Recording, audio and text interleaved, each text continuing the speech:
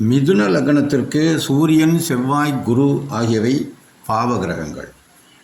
குரு சனியுடன் சேர்ந்தால் அவயோக காரகத்தை செய்வான். சுக்கிரன் ஒருவனே சுபராவான்.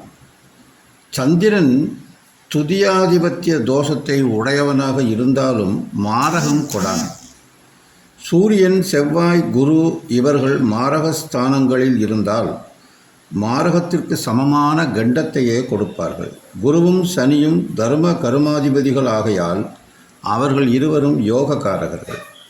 இவர்கள் ஒன்று சேர்வதைக் காட்டிலும் தனிப்பட்ட சுபஸ்தானங்களில் பலமுற்றிருந்தால் யோக பலனும் உண்டாம். மாரகஸ்தானங்கள் என்பவை 2, 3, 7, 8, 12 ஆகியவை ஏற்கனவே நம்மளுக்கு தெரியும். எனவே அவற்றை குறிப்பிடுகிறேன்.